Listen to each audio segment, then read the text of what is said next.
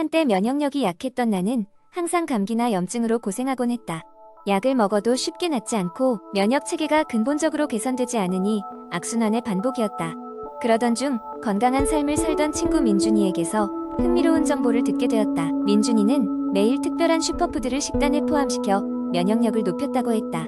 민준이는 나에게 가장 먼저 마늘에 대해 언급했다. 마늘은 자연의 항생제라 불릴 정도로 강력한 항균 효과가 있으며 알리신이라는 성분이 면역력을 증대시킨다는 것이다. 민준이는 매일 아침 식사에 마늘을 곁들여 먹었고 이후로는 감기에 걸린 적이 거의 없다고 했다. 또한 그는 강황에 대해서도 설명해줬다.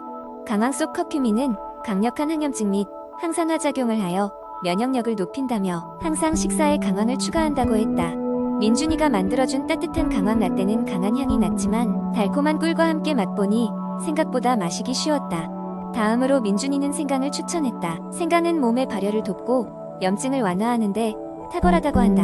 생강차는 열을 올리고 감기 초기 증상에도 효과적이라며 소개해주었다. 간단히 잘게 다진 생강을 끓는 물에 넣어 차로 마시면 비릿한 향이 퍼지지만 꿀이나 레몬을 섞으면 좋다고 했다.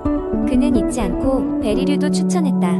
블루베리나 라즈베리 같은 베리류에는 비타민C가 풍부해 항산화 효과가 뛰어나며 면역력 향상에도 큰 도움을 준다고 설명했다.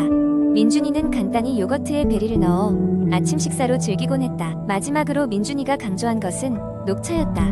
녹차에는 카테킨이라는 성분이 있는데 이 성분은 바이러스와 싸우고 면역 시스템을 강화하는 데 효과가 있다고 한다. 민준이는 카페 대신 하루 두세 잔의 녹차로 에너지를 충전한다고 했다. 쌉싸래하지만 상쾌한 맛의 녹차는 어느새 나의 휴식 시간이 되었다. 민준이의 조언을 듣고 나도 슈퍼푸드를 내 일상에 도입해보기로 했다. 처음에는 어색하고 낯설었지만 차근차근 식단을 바꾸고 나니 몸의 변화가 느껴지기 시작했다. 감기에 걸리던 횟수가 줄어들고 자는 동안 몸이 더 쉽게 회복되는 것을 느꼈다. 이제는 어떤 슈퍼푸드가 면역력을 강화하는지 자연스럽게 알게 되었고 음식이 단순히 배를 채우는 것 이상의 의미를 지니게 되었다. 민준이 덕분에 면역력을 높이는 슈퍼푸드들로 건강한 삶을 찾게 된 것이다. 이러한 변화를 통해 나의 라이프 스타일도 더 긍정적이고 능동적으로 바뀔 수 있었다. 두 번째 이야기, 몇 년 전의 일이었다. 나는 어느 날 건강검진을 받으러 병원에 갔고 검사 결과를 받기 위해 의사와의 상담을 기다리고 있었다. 당시만 해도 운동을 소홀히 하고 아무 생각 없이 식사를 하고 스트레스 관리도 잘하지 못하던 나에게 의사의 말은 충격적이었다. 당신은 당뇨병 전 단계입니다. 지금부터 생활 습관을 바꾸지 않으면 몇 년 안에 당뇨병 환자가 될 수 있습니다. 라는 말을 듣고 말았다. 그 말을 들은 후부터 나는 당장 생활 습관을 개선하기로 마음먹었다. 이를 위해 철저히 공부하며 실행한 10가지 건강 습관을 통해 지금까지도 당뇨병 위험에서 벗어나 건강한 삶을 살고 있다. 이제부터 그 여정을 이야기하고자 한다. 첫 번째로 시작한 것은 건강한 식단이었다. 나는 식단에 무조건적으로 섬유질을 추가하기로 마음먹었다. 아침에는 귀리로 만든 오트밀과 함께 신선한 과일을 먹고 점심과 저녁에는 채소를 많이 포함한 샐러드와 통곡물로 만든 음식들을 선택하곤 했다. 특히 고기 대신 콩, 견과류, 생선을 통해 단백질을 보충하기 시작했다. 두 번째는 정기적인 운동이었다.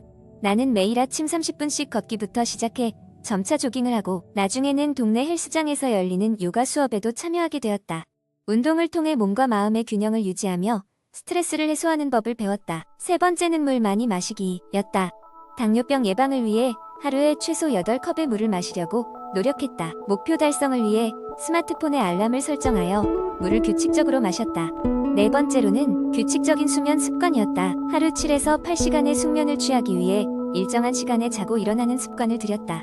숙면은 신진대사와 신체 회복에 큰 도움이 되었다. 다섯 번째는 스트레스 관리였다. 스트레스가 혈당에 미치는 영향을 깨달은 뒤 나는 스트레스 관리에 많은 노력을 기울였다. 명상을 통해 마음을 차분하게 유지하고 매일 감사 일기를 쓰며 긍정적인 사고를 키워나갔다. 여섯 번째는 당 섭취 줄이기였다. 나는 매주 소비하던 달콤한 음료와 간식을 건강한 간식으로 대체하려고 노력했다. 처음에는 간헐적으로 단 음식을 먹기도 했지만 점차 과일이나 견과류로 입맛을 돌려나갔다. 일곱 번째는 흡연과 음주 줄이기였다. 사실 나는 흡연자였지만 금연을 결심하고 대체품을 찾았다. 또한 술자리에서도 무알콜 음료를 선택하며 사회적 약속도 건강한 방법으로 즐기기 시작했다. 여덟 번째는 정기적인 건강검진이었다. 꾸준히 건강 상태를 체크하며 신체의 변화를 면밀히 관찰했다. 초기 발견이 중요한 만큼 건강검진은 나에게 큰 도움이 되었다. 아홉 번째는 체중 관리였다. 몸무게를 꾸준히 추적하며 목표 체중을 설정하고 그에 맞게 생활 방식을 조절했다. 간헐적으로 무작정 다이어트를 하지 않고 적절한 영양소 섭취와 운동으로 체중을 유지했다. 마지막으로 열 번째는 긍정적인 마인드였다. 당뇨병 예방 여정을 하며 긍정적인 생각이 건강에 얼마나 큰 영향을 미치는지 깨달았다. 긍정적인 사고는 나에게 동기부여가 되었고 지속적인 건강 습관을 유지하게 했다. 이 10가지 습관을 꾸준히 실천하면서 나는 건강을 회복했고 덕분에 당뇨병 위험에서 벗어날 수 있었다. 이 여정을 통해 나는 건강이 무엇보다 중요하다는 것을 깨달았고 이를 통해 오늘도 스스로 변화해 나가고 있다. 세 번째 이야기한 때 건강이라는 단어가 단순하게만 들리던 시절이 있었다. 바쁜 도시 생활 속에서 흐트러지기 쉬운 균형 잡힌 식단이 주는 중요성은 알면서도 늘 외면하기 일쑤였다. 그런 와중에 사람들은 피로감과 무력감에 시달리면서도 그저 생활의 일부로 여겼다. 그러던 어느 날 영양소의 소중함을 깨달은 한 남자의 이야기를 시작해보자. 이 남자의 이름은 지훈이었다. 지훈은 주말도 온전히 쉴 틈 없이 바쁜 직장인 생활을 하고 있었다. 매일 아침부터 저녁까지 이어지는 일과에서 그의 식사 시간은 주로 인스턴트 음식이나 패스트푸드로 대충 때우기 마련이었고 야채와 과일은 그의 식단에서 거의 사라져갔다. 그러던 중 그는 점점 피로도가 극에 달했고 작은 병치레조차 길게 이어지는 일이 부지기수였다. 어느 날 지훈은 병원을 찾아 검진을 받았다. 의사는 지훈에게 비타민과 미네랄이 결핍된 상태라고 진단을 내렸다. 지훈은 그동안 비타민과 미네랄을 충분히 섭취하지 못한 것이 지금의 건강 문제를 일으켰다는 사실에 충격을 받았다. 지훈은 병원을 나온 후 건강하게 살기 위해 어떤 노력을 기울여야 할지 고민하기 시작했다. 그는 우선 비타민과 미네랄이 풍부한 식단을 계획하기로 했다. 자연식품이 주는 풍부한 영양소를 통해 몸의 균형을 되찾기로 결심한 것이다. 첫 번째로 시도한 것은 매일 아침 신선한 과일과 견과류로 시작하는 것이었다. 사용하지 않은 영양소들이 이제는 밥상 위에서 빛을 발하기 시작했다. 예전에는 피로가 쉽게 가시지 않던 날들이 계속되었지만 점차 몸이 가벼워지고 기력이 회복되는 것을 느꼈다. 그는 이를 계기로 비만이 우려되는 야식을 줄이고 때로는 채소와 닭가슴살을 곁들인 저녁 식사로 기술을 쌓았다. 점심에는 간단한 샐러드와 유기농, 생주스 한 잔이 하루의 활력을 북돋았다. 지훈은 새로운 식습관과 함께 주기적으로 운동한다는 결심을 내렸다. 걷기와 간단한 스트레칭을 시작으로 그는 일주일에 3번씩 헬스장을 찾게 되었다. 운동을 통해 그는 몸이 단단해지고 정신도 맑아지는 효과를 체험하였고 자신의 변화된 모습을 자부심으로 삼았다. 한 달 후 얼추 기본적인 생활 습관과 꾸준한 영양 공급은 지훈에게 눈에 띄는 변화를 가져왔다. 지친 기색 없이 더욱 활기차게 하루하루를 맞이하며 그는 자신의 경험을 주위 동료들에게 나누기 시작했다.